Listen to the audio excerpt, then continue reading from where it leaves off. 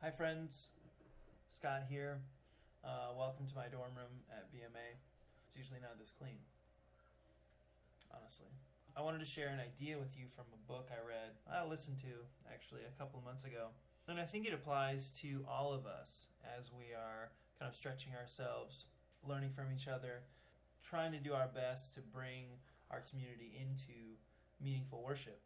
So this idea comes from a book called Scarcity, written by two sociologists who notice that strange things happen when people sense or perceive some form of scarcity in their lives.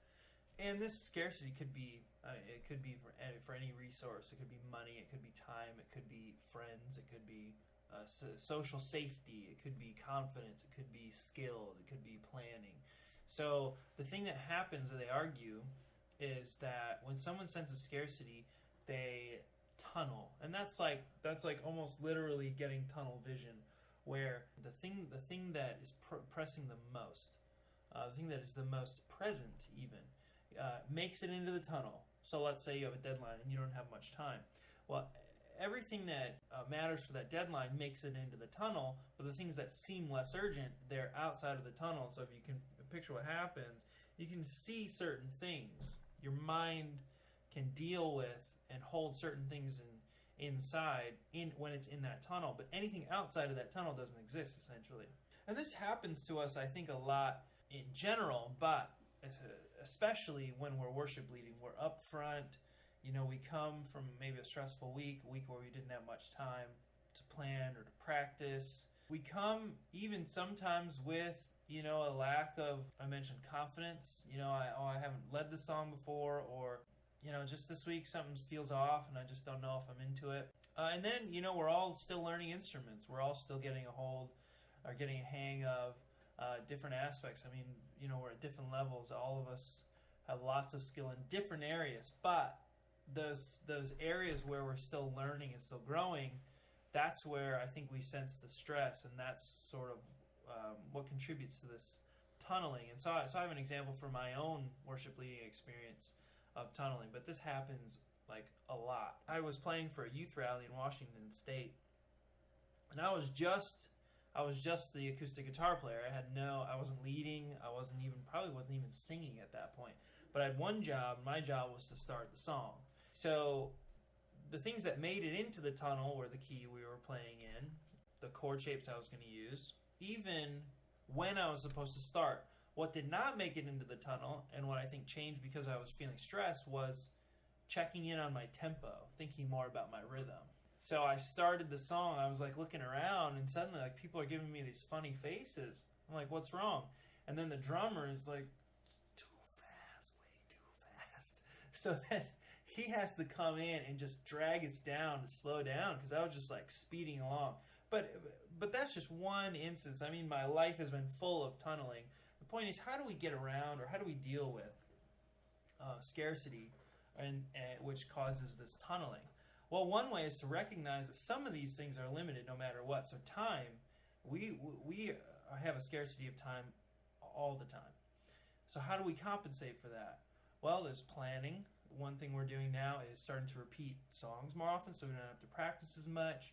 It's great having the same group coming, so we're getting to know each other, and we're spending time, so in the future we're kind of banking that time, and it should hopefully cause less scarcity. Another way of dealing with scarcity in the moment is passing off responsibilities.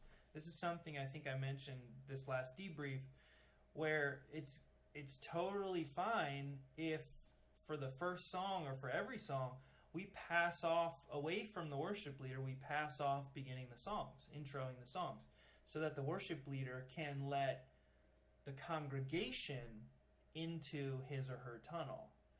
Connecting with the congregation, connecting with the song, introducing the song, inviting people to sing.